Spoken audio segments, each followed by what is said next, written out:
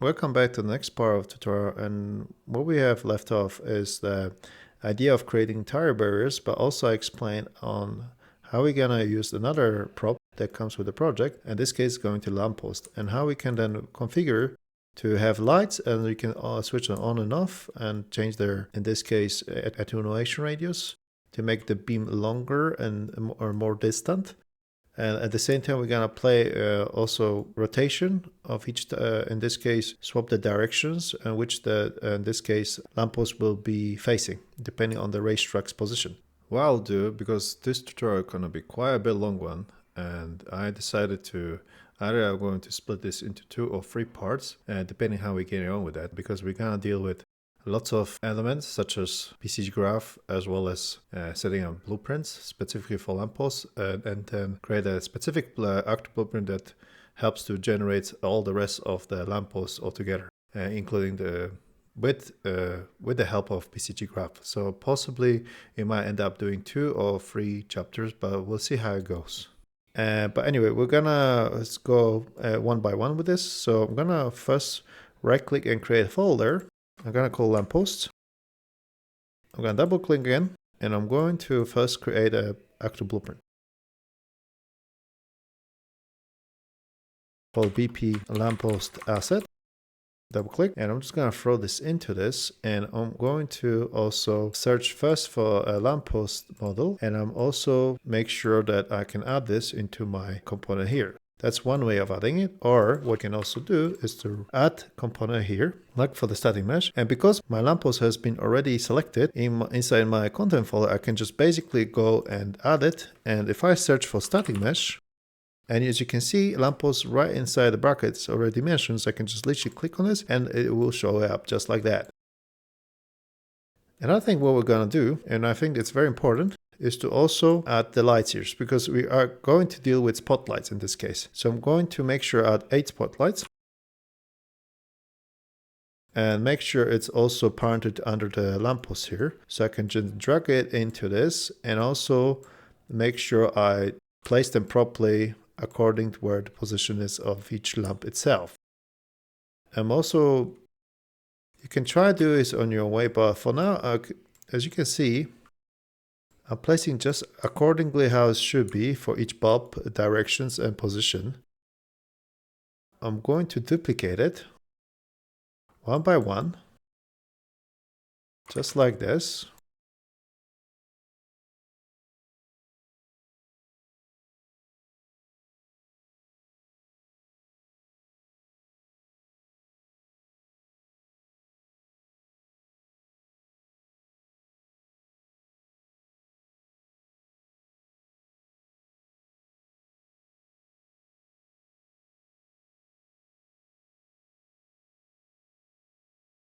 That should be okay. As long as it looks equal and fits well, it should be. So I can then, but let me actually call them first. So I'm going to call it Spotlight 01. So it's much cleaner and it's easier to work with.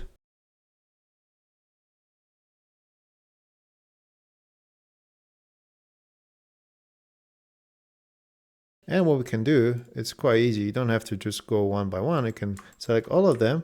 If you select Control and D keys, then you can basically duplicate them just like that. So it's very easy to work with this. So you can then select again and move those downwards here, the ones that got duplicated.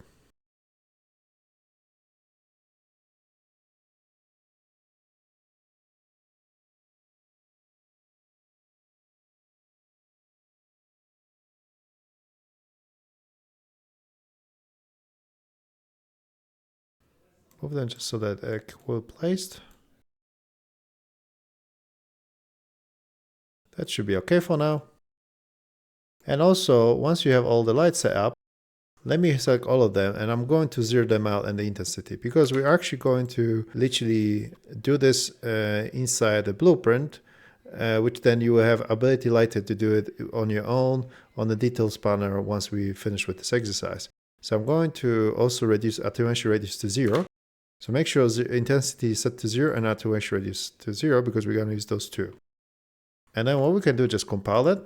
And for now, let's go and start working on our construction script here. So to begin with, what I'm going to do is I'm going to create, in this case, a function. The reason why I want to create a function, because once you start adding all these lights and do this, all of the stuff going on inside the construction script, it's going to be not only messy, but at the same time, it will be a lot easier if you have a function, because then you can only have like one specific node to do all the necessary operations inside that. So for this one, I'm going to just go and under your panel, which is called function, I'm going to create a new function, and let me call it spotlight settings.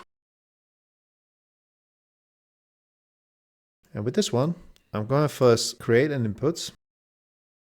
This will be on and off lights.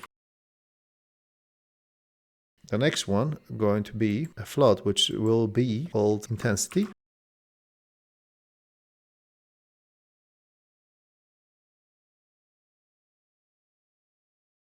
Plus attenuation radius.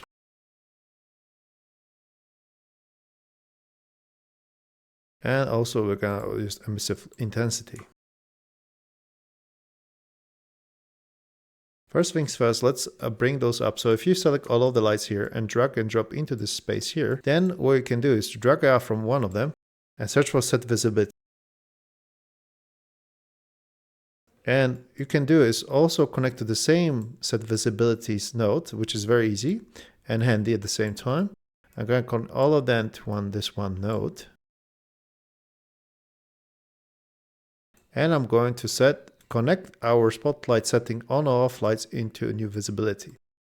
And I can just connect it, compile it for now, and let's carry on as we go. And the same thing for a new one, which will be a set intensity. So let's do the same once more. Let me just make it more numerical to each other. So it's a lot easier, not confusing anymore.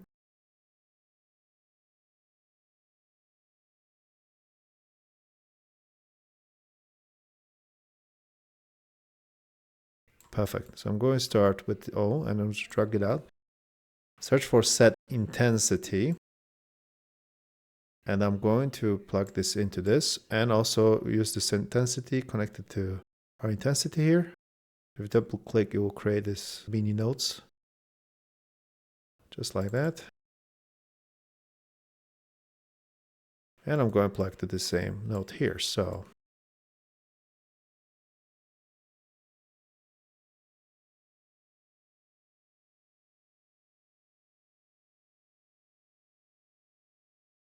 and let's do the same for attenuation radius. I'll go search for attenuation, set attenuation radius. Connect that. I'm going to use attenuation radius, this one. Let me just make it slightly more visible and put it right in there. Double click. If you double click on any line that works connected to between these nodes, it will create these reroute nodes, which is easier because it's easier to move this around as well, so that the blueprint cell becomes more cleaner. So as you now can see, I can now use this other lights, connect them all together, just like we do with the rest of them.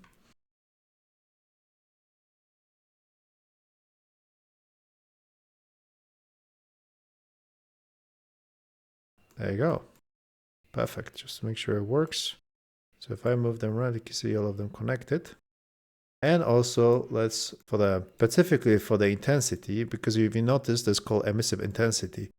Emissive intensity actually comes not from in this case, spotlights that we're going to use. We are actually going to use materials that comes with that lamp itself, because we are going to use the information from the material just specifically for these, as you get closer, for these bulbs that exist over there, and we're going to turn its emissive material property. And just to show you a clear example, I'm going to search. So element 1 is the one we're going to use. If you double click into this element, it opens up the instance. So if you look it up closely, what's happening to this bulbs itself within this lampost's position, you can see it's set to 0. So if I go and increase it, you see the emissiveness comes alive as well as you go along from 0 to 1. And we're going to use this information for configuration itself and plug this into our blueprint. using material dynamic instances. So I'm going to go back to my blueprint. Let's go back again. And I'm going to then search for it. So in this specific case, I'm going to drag and drop my lamppost final and search for create dynamic material instance. That's the one. Let's plug this very quickly here. And because we are, for this, as you may notice, we are using the second element, which is element 1. We have to also switch its index to 1. And that the materials that we're using for this is this one. So let's just search in our folder. So if you go close enough,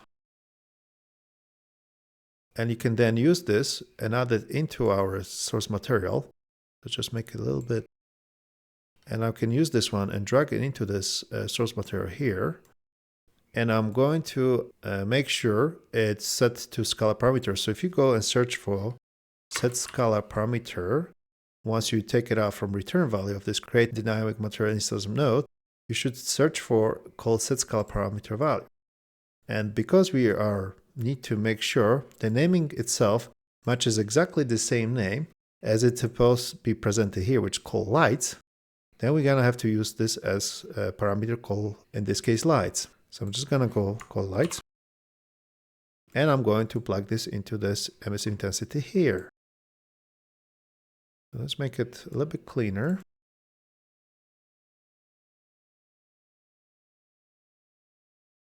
I'm going to compile this now. And I'm going to construction script. And what I can do now is to use this function that we just created, drag and drop in here, and then we can use this into our construction script. And you can add those components here and test them out. But for now, let's just leave it as it is, because we just need it for this particular exercise, because then we're going to use this idea of that function and expose it into our blueprint, which we'll do later on in the next job. So for this one, we just created a new, in this case, active blueprint just for this asset. And then we are going to do a bit more in the next chapter, where we're going to create this specific functionality for the active blueprint, where we can expose those other parameters that comes within this active blueprint itself. So thank you so much for now, and I'll see you in the next coming chapters so that we can continue on the lamppost creation.